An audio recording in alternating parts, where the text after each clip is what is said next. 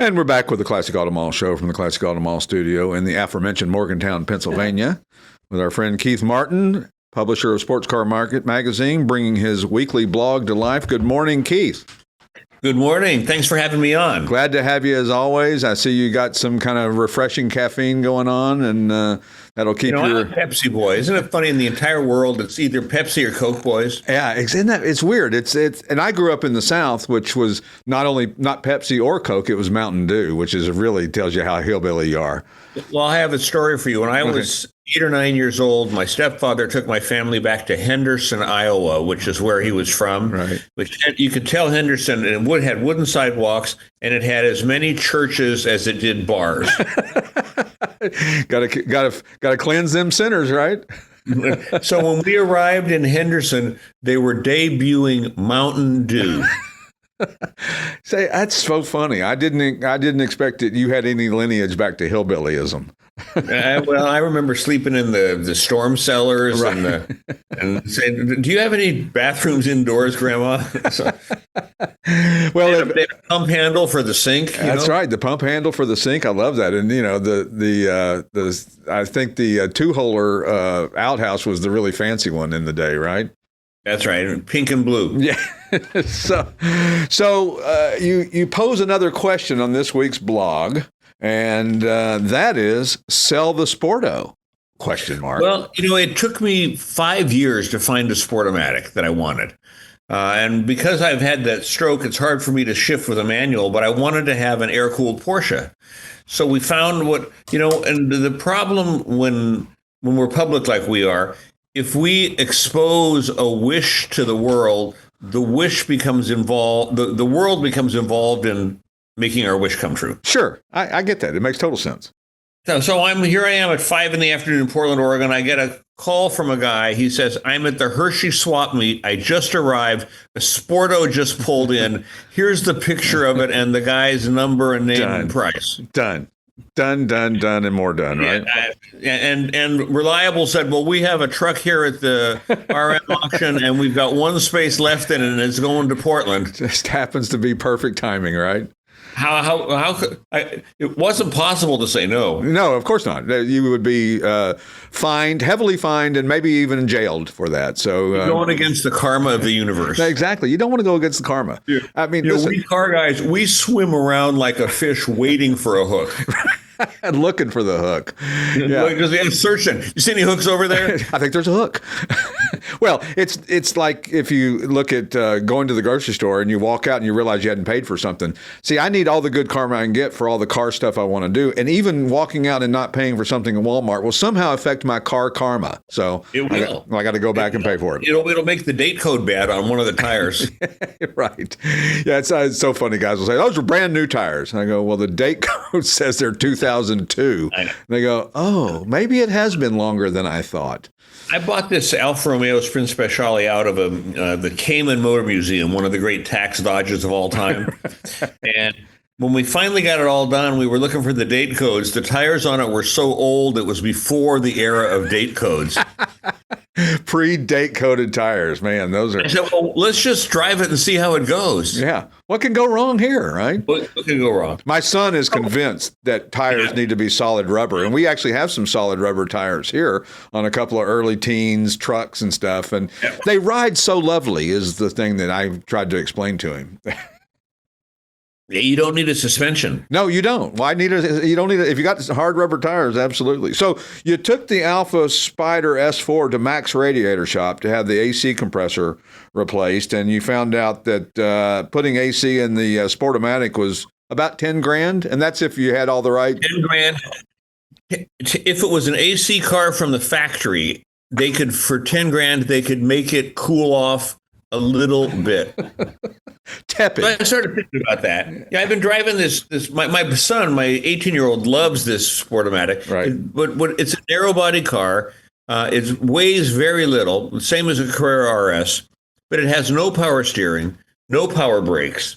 I mean, it's really, compared to my Alpha S4, which has power steering, power brakes, is not really a sports car, but a cruiser. Right. But I started thinking, why am First of all, why would I dump 10 grand to get bad AC in an old car that's hard to drive anyway? Right. That's just throwing. We don't ask ourselves that question. We don't say the why thing. We're not allowed to say why. No, it's not in our diction, in our vocabulary. It's not even in our book. So. Hey Keith, where's 911? Oh, I'm having AC put in it. Right. That is, if that's next week's blog, then I'm going to have to remind you about this week's blog. Okay, I know. But so I started thinking about Porsche options, and it may be that I needed the Sportomatic because I wanted to feel that I was actually doing something when I shifted cars. I hear you. The Tiptronic transmission in Porsches is kind of sucks. Yeah. I had a 996 twin turbo that I sold because I didn't like the tranny, and I've had 996s before and I like them. And I'm just thinking maybe I could buy a 996 with a tip in it, probably pretty cheap because they're not a desirable car. Well, and it all goes back to that fried egg headlight thing that people are just so freaked out about, and it still is hurting those. But you know what I tell them? When I'm driving the car, I never see those headlights. Exactly. So it doesn't bother me. If you got something problem with it, then that's your cross to bear in life, right? Yeah, go around and look at the back of the car. Yeah, which is hopefully what you'll be seeing when I'm scatting down the road. Right. So I'm just trying to decide if emotionally I'm ready to go back to a tip. The Alpha with power, like I said, power steering, power brakes, AC, it's so pleasant. Right. And as you get older, pleasant is important. Well, it is important. And when I first got in this Sportomatic, my son had been driving. We drove on a 1,000-mile rally, and he drove most of it. And then he gave the car back to me, and I said, "Holy crap! This car is hard to drive." Exactly. Yeah, complicated, right? Well, it's no power brakes. So where is the cutoff point when the Tiptronic got better? Is there there's a 997.1 right. or one of those things became a PDK. Right. And then it was a better. But Stewart, honestly, I'm not racing Le Mans with this car. Right. And a PDK car is going to cost me twice what a Tiptronic car will cost. Right. And for the same visceral, the same everything, right? It's for close enough. Close enough. Yeah, it's not exactly the same, but see, I don't like the newer ones with the 4 headlight deals in each headlight. I don't like the look of that. Yeah. It's just imitation. It's an imitation Pagani. Yeah, and it's not even. I don't even know why you would even want to be that, because nobody knows what a Pagani is anyway. It's like being the king of the dillweeds in high school, right? I know. I was going to say something else, but I caught myself. So there's young kids. I just think, Stuart, I've really come to peace with in terms of money. If I can get a tip for 20 and a PDK is 40. How often am I going to be racing down the road saying, "Oh my God, I wish I could be flick shifting this double clutch thing in milliseconds"? Yeah, it's like I have a 997. I have a 2006 6-speed, and I tell you, within 30 minutes of driving it, my left foot is asleep. If I ever drive it, don't give me that look, Steve, that I never drive it, because I know I never. Steve is off the air making crude remarks because I never drive my 911. But my leg is like worn out. My left foot is like going numb from right. And this is just normal driving around some back road areas. Also, you've got to ask yourself, Stuart, you go on these tours and stuff, in the percentage of your driving, how much of it is actually spent running out to rev line and banging a shift into the next gear? Never, hardly. Very rare. Yeah, for 2 minutes when the guy in the Hellcat goes by you. Yeah, and then you get a little juice going with you, but I don't even use the full power in my wife's SUV. I mean, it's too much. It's too much power for that. It's got like 500 horsepower, and it's too much. Well, part of the reason I sold my SL55 is it had 500 horsepower because it also weighed 5,000 pounds. Right, exactly. But I thought I was with my son. We were caravanning back from Yellowstone, and this cop pulled me over. And he said, if you'd been going 5 miles an hour faster, this car would be on a trailer and you'd be going to jail. And my son, who was 10, said, "Do I get to go too?" I hear they have great bologna sandwiches in jail. Yeah, but the car, I was traveling in a train with a bunch of other cars, and that car will go 100 miles an hour without even thinking about it. Yeah, isn't it amazing? And what good does that do you? It does you no good, because, and for some weird reason, going 100 or going 75, you don't seem to get there any faster. I don't understand the whole the time versus whatever thing, but it doesn't work that way. It doesn't get you there 25 minutes per hour faster. You're back there at the same time. No, you're just running the risk of a big ticket. And a big ticket. Well, like those guys doing the cannonball back in the day when they were, running 180, They just clocked a guy here in Portland yesterday on the freeway on a motorcycle at 153. I don't understand that. I don't understand how that's not the scariest thing you could possibly do. 153 in a car is crazy fast. Yeah. I can only imagine doing that fast on a motorcycle. It just floors me. Well, yeah.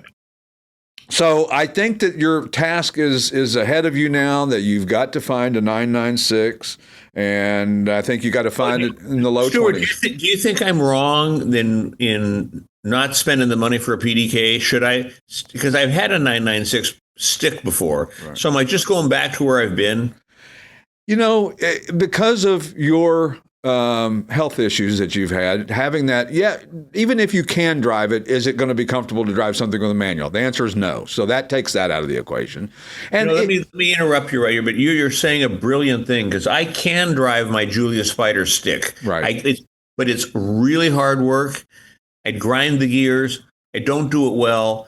And I'm better off being in the Alpha Spider, where I can just be relaxed, than driving a stick car badly. Right. And listen, and you get good at these PDKs and different transmissions. My wife's Aston Martin. She's got a 2008 V8 Vantage, and you got to learn how to feather the throttle a little bit when it's shifting. And once you kind of figure it out, it's not so bad, but it's, when you first get in it, it's a little harsh the way it hits you. But I think you get used to it, and I think that's the enjoyment. And especially if you can buy something for $20,000. Well, it should be $20,000. Well, yeah, probably won't be, but by the time you get finished. No, for me, it'll be 40. And then you'll have to add. I'll get the publisher price. They see you coming, just like they see me coming. I'm the biggest lay down sale there is. So when the car dealers see me coming, they go, "Oh boy, he's not even going to test drive this." They just fill out the paperwork. That's all. They don't. Kathy said we were buying an M3 BMW. She goes, "Aren't you going to drive it?" I go, "Nah, I don't need to drive it." She goes, "Sorry, what are you, stupid?" I go, "Probably." A betting person would probably say that. So, well, we'll anxiously wait for next week to see what has swirled around in your brain over a 7-day period and what you've decided to do. And we'll be anxious to see your new blog as well. And as always, Keith, it's fantastic to have you on the show. Don't forget to check out the promo running right after this segment. And we'll catch you next week on the Classic Auto Mall Show. See you then. Here's a special offer from Sports Car Market Magazine. Get a 6-month subscription for just $19.95 by going to sportscarmarket.com/test drive and the number 6. That's sportscarmarket.com/test drive 6. If you're a buyer, a seller, or just general classic car enthusiast, publisher Keith Martin says, we've been around almost 40 years. It's the Wall Street Journal of the collector car world. Activate your 6-month trial of Sports Car Market Magazine by going to sportscarmarket.com/test drive 6. Offers for a limited time. Be in the know with Sports Car Market. The Classic Auto Mall Show with their host, Stewart Howden. Available on classicautomall.com, YouTube, or wherever you get your podcasts.